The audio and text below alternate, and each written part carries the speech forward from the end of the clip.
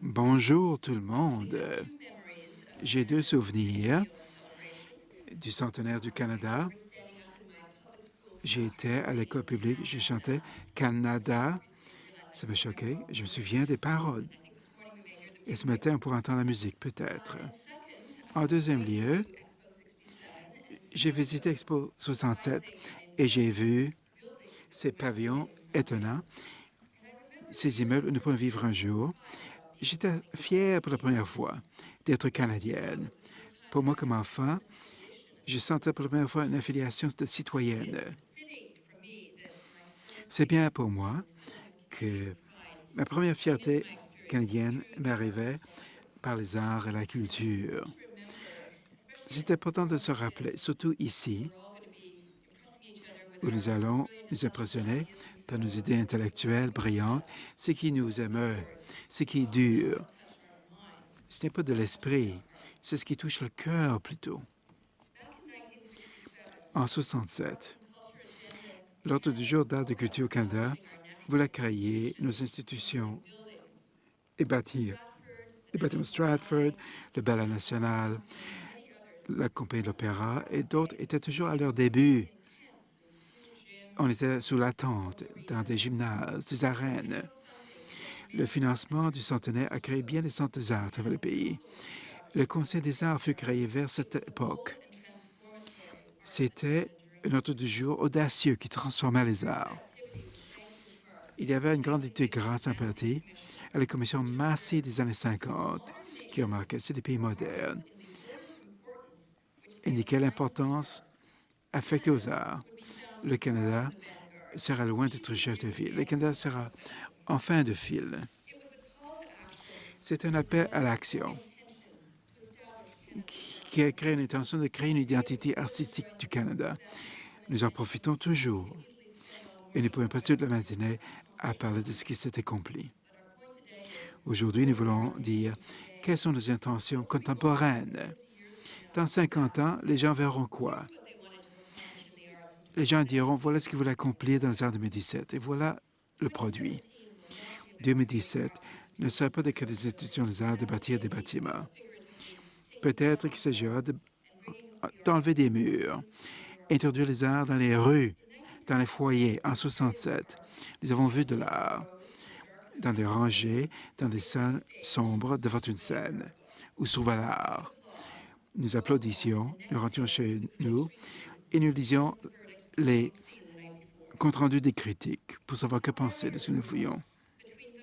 Il y a barrière entre ceux qui produisaient de l'art et les consommateurs de l'art.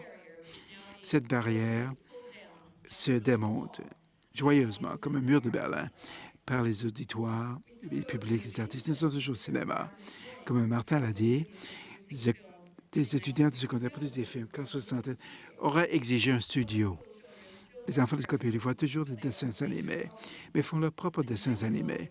Un enfant de 9 ans de ma famille a produit son premier CD de composition originale l'an dernier. Les écrivains n'attendent plus le plaisir des éditeurs pour se faire entendre. Les gens se publient eux-mêmes. Nous voulons toujours écouter de grands artistes milliards, des chœurs, des groupes de chanteurs partout, et nous avons toujours des critiques professionnelles.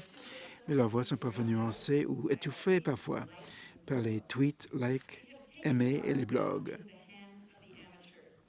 L'art revient entre les mains des amateurs.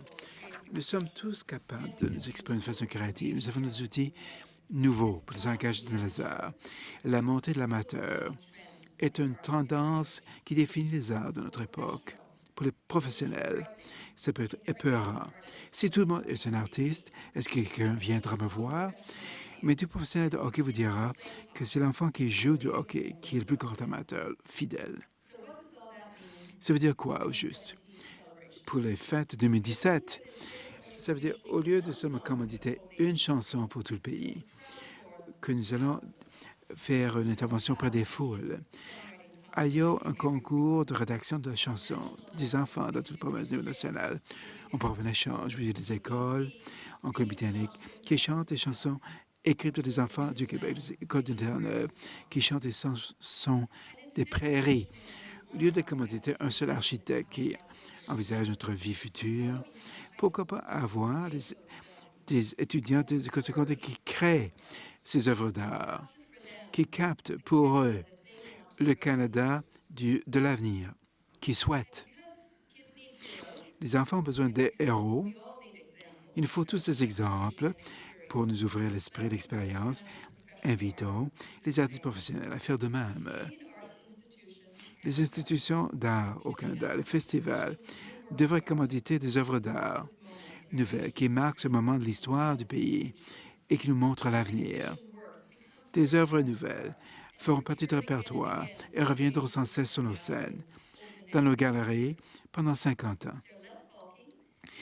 C'est moins volumineux et stagnant que dans l'infrastructure, mais peut-être plus solide. Le grand art survit à l'épreuve du temps. 2017 ne sera pas pour de l'infrastructure des arts. On espère qu'il s'agira plutôt d'investir dans le contenu. Et les autres qui ne sont pas à l'école, qui ne sont pas des artistes professionnels, je suggère de faire deux choses pour le 150e anniversaire du Canada. Bâtissons sur le mouvement des jours de culture pour que nous puissions tous participer comme amateurs pour réaliser l'art, consommer l'art. J'ai commencé en 2015. 2015, 16, 17, des collectivités à travers le pays dédieraient ce jour unique de l'année pour créer de l'art, consommer de l'art qui nous définit comme Canadiens idéalement. Ce devrait être un événement qui rassemble des professionnels avec des amateurs dans des événements à grande échelle axés sur la participation. Par exemple, c'est pas lié à 2017, mais le Festival de l'Illuminato, comme on l'a dit, s'annonce. Sur notre site web de l'Illuminato, nous avons des bribes de musique. Tout le monde peut apprendre cette musique pour n'importe quel instrument dans David Speaker Square. Peter Ongen, chef d'orchestre de Toronto, va mener non seulement ses professionnels, mais des centaines de Torontois amateurs qui auront sur place, qui ont appris cette musique, qui participeront à cette foule musicale. Voilà une notion d'un thème canadien, un événement pour marquer le 150e. Et l'organisation des Jours nationaux de culture pour coordonner ces événements, pour jeter une lumière sur ce qui arrivera. Peut-être que CBC Radio-Canada pourra mettre en valeur les résultats. Et ma deuxième idée, je crois qu'au Canada, il faut faire plus pour célébrer nos héros. Nous avons cet amour de la justice, de l'égalité. Nous hésitons à reconnaître ceux qui doivent être reconnus pour leurs exceptions, leurs qualités. On pourrait avoir un projet héros. Demander aux Canadiens d'identifier les vrais héros dans leur vie, leur donner la possibilité de reconnaître publiquement ces héros.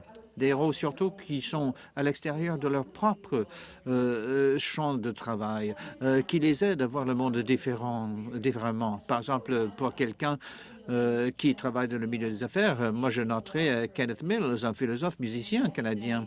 Dans les années 90, des fois, je sortais du bureau pendant quelques heures pour aller le voir. Nous passions du temps dans sa bibliothèque personnelle pour réfléchir aux arts. Il disait des choses comme l'objectif de la musique, c'est de révéler à l'homme son unité avec cet état harmonique d'être.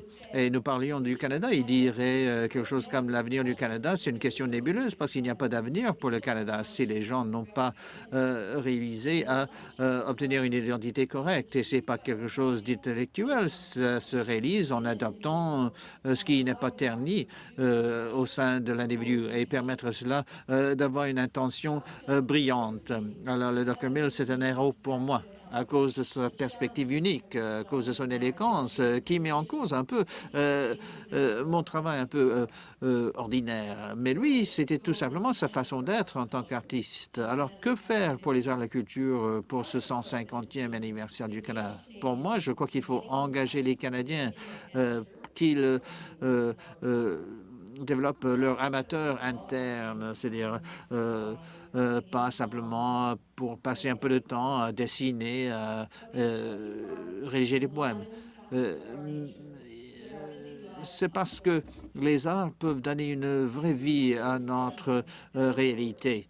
La création artistique nous permet d'améliorer notre vie productive, notre vie dans les affaires. Pour moi, cela va contribuer à faire du Canada un pays encore plus grand. Alors, pour terminer sur notre philosophie, une citation de Kenneth Mills encore. Alors, pourquoi est-ce que les arts sont tellement importants?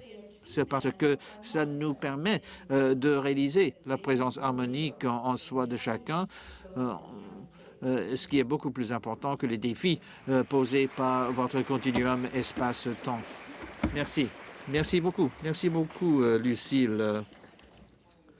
Quelque chose qui m'a frappé, moi, ça me rappelle une visite à Rome et je suis frappé par le fait que l'histoire parle beaucoup d'empires, des grandes nations, mais en fait, c'est les grandes œuvres artistiques qu'ils ont laissées, qui nous permettent d'apprendre beaucoup de l'histoire. En allant vers 2017, qu'est-ce que nous pourrons laisser aux gens qui veulent continuer de les impressionner dans l'avenir, il y a dans 100 ans, 200 ans. Pour moi, c'est des œuvres artistiques, des œuvres artistiques ou des opéras, des chansons, pas des bâtiments. Ces structures physiques peuvent nous limiter, en fait. Et je sais qu'il y a des artistes qui viennent au Canada parce que nous avons plutôt table rase à partir de laquelle travailler. Nous sommes en train de créer notre avenir. Nous ne vivrons pas du passé. Nous avons la possibilité de faire des choses, d'innover maintenant au Canada. C'est ça l'opportunité présentée par le Canada.